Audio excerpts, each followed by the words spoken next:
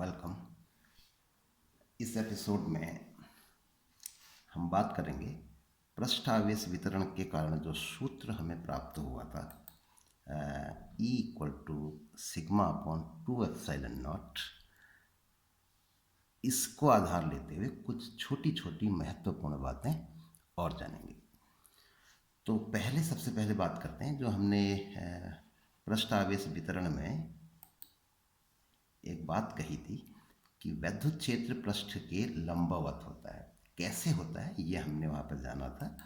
तो अगर एक सीध बिंदुओं को लें तो ये रेखाएं एक दूसरे के समांतर हमको प्राप्त होंगी। एक बात हमने वहाँ पर और कही थी कि अगर आवेश का वितरण एक समान हो और ये अनंत विस्तार लिए हो तो ऐसी स्थिति में प्लेट के समीप वैद्युत क्षेत्र का मान भी बराबर होगा।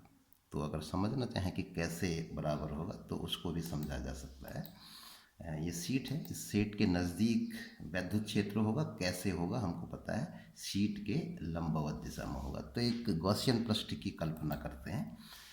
गॉसियन पृष्ठ को हमने एक बेलनाकार रूप में लिया है। तो इस वाले वृत्ताकार भाग पे एक लघु क्षेत्रफल अवयव डीए लेते हैं। ऐसे ही इस वृत्ताकार पृष्ठ पर भी एक लघु क्षेत्रफल अवयव डीए लेते हैं और वक्र पृष्ठ पर भी एक लघु क्षेत्रफल अवयव डीए ले लेते हैं। तो प्रोसीजर हमको पता है कि लघु क्षेत्रफल अवयव से गुजरने वाले फ्लक्स की गणना करेंगे और उसको फिर पूरे पृष्ठ के लिए इंटीग्रेट कर देंगे। तो इसलिए हम इस प्रक्रिया को कर रहे हैं। मान लेते हैं यहाँ पर वैद्युत क्षेत्र का मान E1 है इस वाले पृष्ठ पर, और इस वाले पृष्ठ पर मान लेते हैं E2 है। ये मानकर चल रहे हैं कि ये अलग अलग हैं। तो इस वाले बिंदु पर मान लो इसका मान E है। तो पहले वक्र पृष्ठ की बात करते हैं। वक्र पृष्ठ पर जो क्षेत्रफल अवयव हमने लिया है वो इस प्रकार से है और वैद्युत क्षेत्र इस प्रकार से है, एक दूसरे के लंबवत है। तो फ्लक्स की अगर गणना करेंगे तो E डॉट डी ए 0 हो जाएगा क्योंकि cos 90 0। अब इन वृत्ताकार पृष्ठों पर आते हैं। तो मान लेते हैं कि इस वाले पृष्ठ पर फ्लक्स का मान d φ1 है और इस वाले पर लघु क्षेत्रफल अवयव से गुजरने वाला वैद्युत फ्लक्स, और इस दूसरे पृष्ठ पर जिसको E2 हमने वैद्युत क्षेत्र माना है ये d φ2 है। तो कुल वैद्युत फ्लक्स लघु क्षेत्रफल अवयव से होकर जाएगा। इन दोनों को एक साथ सॉल्व कर लेते हैं तो d φ1 प्लस d φ2। अब जो कुल फ्लक्स होगा वैद्युत फ्लक्स वो d φ को इंटीग्रेट करने से प्राप्त होगा, मैथमेटिकल मेथड। d φ का मान रख दिया d φ1 और d φ2 के। तो E1 dot D A E2 dot D A ये सदिश राशियाँ हैं। डॉट प्रोडक्ट की डेफिनेशन अप्लाई कर दी। तो यहाँ पर हम देख रहे हैं E1 और डी ए के बीच 0 डिग्री बन रहा है एक ही दिशा में। यहाँ पर ये विपरीत दिशाओं में है तो 180 डिग्री का कोण बनेगा। cos 180 -1 होता है तो ये इस प्रकार से हो जाएगा E1 D A minus E2 D A. अब गॉसियन पृष्ठ पर वैद्युत क्षेत्र एक समान होगा तो इसलिए हम इसको इंटीग्रेशन चिन्ह से बाहर ले सकते हैं। तो E1 integration of D A ये वाला पद हो जाएगा। तो D a integration of D A वो इस वृत्ताकार पृष्ठ के बराबर होगा। इसी पर हमने एक लघु क्षेत्रफल अवयव लिया था। तो इस तरीके से ये हो जाएगा E1 ए माइनस E2 ए। एक को कॉमन ले सकते हैं, इतना हो जाएगा। अब गॉस की प्रमेय का अगर उपयोग करें तो φ इक्वल टू क्यू अपॉन ε0।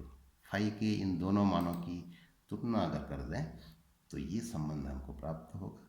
अब यहाँ पर हम देख रहे हैं कि आवेश इस सीट पर वितरित है। इस गॉसियन पृष्ठ के भीतर कोई भी आवेश नहीं है तो Q इक्वल टू 0। ये मान इसमें अगर रख दें और इसको हल कर लें, बहुत सिंपल सा है, तो हमको प्राप्त होगा E1 बराबर E2। इस प्रकार आवेशित शीट के नज़दीक अगर ये अनंत विस्तार लिए हुए है तो दोनों ही बिंदुओं पर वैद्युत क्षेत्र समान होगा। तो दूरी पर निर्भर नहीं होता है, जैसे हमने पहले भी चर्चा की थी। तो इस तरीके से इसके समीप बिंदुओं पर वैद्युत क्षेत्र का मान समान होगा। तो कितना होगा वो हमें पता है, E equal to sigma upon 2 ε0। इसी सूत्र का उपयोग करके हम एक चीज़ और समझ सकते हैं। अगर धनावेशित और ऋणावेशित प्लेटों के बीच वैद्युत क्षेत्र कितना होगा। मान लीजिए एक धनावेशित प्लेट है, ये एक ऋणावेशित प्लेट है। इनके बीच में अगर यहाँ पर देखें वैद्युत क्षेत्र कितना होगा सूत्र हमको पता है, और उसकी दिशा कहाँ को होगी इस पर हम विचार करते हैं। धन प्लेट के कारण यहाँ पर वैद्युत क्षेत्र की दिशा धन परीक्षण आवेश रखना होगा, तो धन आवेश पर बल कहाँ को लगेगा, दाहिनी ओर को लगेगा, तो वैद्युत क्षेत्र भी दाहिनी ओर को होगा। ऋण आवेशित प्लेट के कारण परीक्षण आवेश को अपनी ओर को खींचेगी ऋण आवेशित प्लेट, तो इसके कारण भी वैद्युत क्षेत्र उसी दिशा में होगा। तो मान वही होता है, क्योंकि समीप बिंदु की हमने बात करी थी, ये बिंदु भले ही इस प्लेट के नज़दीक हो या इस प्लेट के नज़दीक हो, उससे फर्क नहीं पड़ेगा, क्योंकि समीप के सभी बिंदुओं पर वैद्युत क्षेत्र समान होता है। तो बीच के सभी बिंदुओं पर यह बात लागू होगी।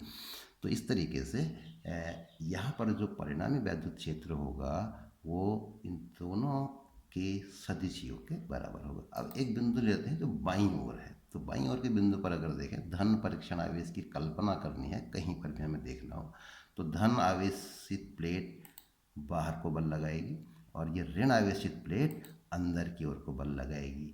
क्योंकि दूरी पर निर्भर नहीं होता है वैद्युत क्षेत्र, तो दोनों वैद्युत क्षेत्र आपस में बराबर होंगे परिमाण, लेकिन दिशाएं एक दूसरे के विपरीत हैं। ऋण प्लेट अंदर को खींचेगी और धन प्लेट बाहर को धकेलेगी, तो नेट वैद्युत क्षेत्र शून्य होगा। ऐसे ही दाहिनी ओर अगर एक बिंदु ले लें यहाँ, तो यहाँ पर भी वही चीज़ होगी। ऋण आवेशित प्लेट परीक्षण आवेश को अंदर को खींचेगी और जबकि धन आवेशित प्लेट इसको बाहर को खींचेगी। तो धन आवेशित प्लेट बाहर को खींच रही है और ऋण आवेशित प्लेट अंदर को खींच रही है। तो इस तरीके से यहाँ पर भी जो परिणामी वैद्युत क्षेत्र होगा वो शून्य हो जाएगा। तो बीच में कितना होगा इसको निकाल कहते हैं। धन आवेशित प्लेट के कारण बिंदु पी पर वैद्युत क्षेत्र ई प्लस, इसको अगर कहें तो सिग्मा अपॉन 2 एप्सिलॉन 0। ऋण आवेशित प्लेट के कारण भी उतना ही होगा, और दोनों की दिशाएं क्योंकि एक समान है तो परिणामी वैद्युत क्षेत्र जो है दोनों के सदिश योग के बराबर होगा। एक ही दिशा में है तो परिमाण जुड़ जाएंगे। तो इस तरीके से दोनों का योग अगर निकाल दें तो ये आ जाएगा सिग्मा अपॉन एप्सिलॉन 0। तो दो प्लेटें धनावेशित और ऋणावेशित प्लेटों के बीच में वैद्युत क्षेत्र होता है सिग्मा अपॉन एप्सिलॉन 0, और इनके बाहर दोनों ओर वैद्युत क्षेत्र शून्य होता है। ऐसे अगर एक चालक हमारे पास है, एक कंडक्टर, तो क्या होता है, चालक की विशेषता यह है कि इसको जो भी हम आवेश देंगे वो इसके बाहरी पृष्ठों पर वितरित हो जाता है। तो जैसे कि एक कुछ मोटाई की कोई चादर हमारे पास है, कुछ मोटाई उसकी है, तो उस स्थिति में क्या होगा, जो आवेश होगा वो दोनों पृष्ठों में फैल जाएगा, बाहरी पृष्ठों में, इस ओर और इस ओर। तो यहाँ फैल जाएगा और यहाँ फैल जाएगा, दो पृष्ठ होंगे। तो अब ऐसी स्थिति में क्या होगा, कोई बिंदु अगर हम लें, जैसे कि यहाँ पर हमने ले लिया बिंदु P, तो दो चादरें बन गई, दो शीट बन गई। एक धनावेशित शीट ये हो गई, एक धनावेशित शीट ये हो गई, तो दोनों के कारण वैद्युत क्षेत्र होगा। तो एक पृष्ठ के कारण ये हो जाएगा, जैसे कि मान लो दाहिने पृष्ठ के कारण वैद्युत क्षेत्र, और ऐसे ही दूसरा वैद्युत क्षेत्र भी होगा इस पिछले वाले पृष्ठ के कारण, ये इस पृष्ठ के कारण। तो दोनों वैद्युत क्षेत्र एक ही दिशा में होंगे। तो इस तरीके से पहले पृष्ठ के कारण बिंदु P पर वैद्युत क्षेत्र E1 का मान, और दूसरे पृष्ठ के कारण वैद्युत क्षेत्र E2 का मान, तो दोनों एक ही दिशा में हैं, तो इनका योग हमको प्राप्त हो जाएगा। तो E अगर निकालें तो बिंदु P पर परिणामी क्षेत्र इन दोनों के सदिश योग के बराबर होगा। तो इसको और हल करें तो इसका मान प्राप्त होगा सिग्मा अपॉन एप्सिलॉन नॉट। तो इस सूत्र के आधार पर हमने कुछ छोटी छोटी चीज़ें और इसमें जानी। इस वीडियो में इतना ही।